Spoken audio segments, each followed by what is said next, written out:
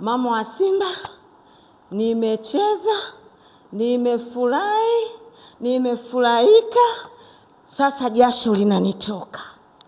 Mama wa Simba, yaani ukisikia raha, hizi ndo raha.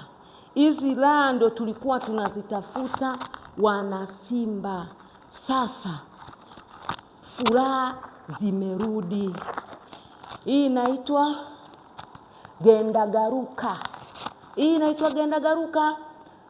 Furaha ilienda ikarudi. Sasa huzuni tumewaachia wao. Sisi tuna furaha. Waliotuombea mabaya yamewarudia wao. Wanasema shimo umenichimbia, mtadumbukia wenyewe. Sasa wamedumbukia wenyewe. Sisi tunatamba. Watu wa Simba, mama wa Simba, ubaya ubwela, wana Simba wote tupo kwenye furaha. Haijawahi kuwa na kifani.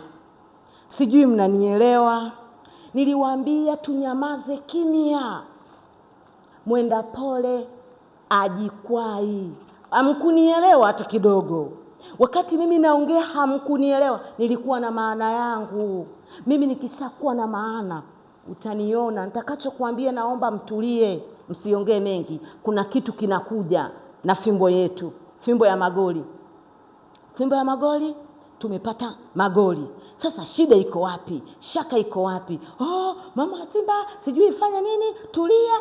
Mimi sio kusema nilikuwa na hofu, ila mimi nilikuwa nimewaambia kwa maana Mungu anapenda watu wanaoenda taratibu. Unamaliza kila kitu taratibu, sio unapayuka, mara unaongea hivi, mara unaongea. Hapana, kilicho cha Mungu kinaenda pole pole na taratibu. Wao wale ambao wanaohangaika na masindano, wanaohangaika na kuonga marefa, wanaohangaika na kuonga wachezaji na viongozi, wanaohangaika nao. Sasa siku ya jana mmewaona mpira wao, umeona. Ule ndio mpira wa Yanga. Jamani nawaapia, ule ndio mpira wa Yanga. Ndio kiwango chao, nishaambia ndio kiwango chao. Kama mpira ndio ule. Ila wakiweka makorombwezo, wakaingia sijui kwenye nyumba sijui nyeupe, wakifanya vikorombwezo vyao, wakamwaga madawa, wakafanya nini, wakaonga, wakafanya nini. Sasa ndio ule mpira utauona kwamba Yanga wanacheza mpira mzuri. Lakini wakikaa kwenye nani yao, kwenye uchezaji wao, kwenye viwango vyao, ndio utaona mpira wao 3-2. Na tena lile la pili la Okelo lilikuwa ni la offside, halikuwa ni goli kamili.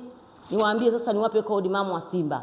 Nililiona, niliangalia vizuri, na leo mpira niliuona vizuri, na nilitia macho nikasema hapa lazima washindwe.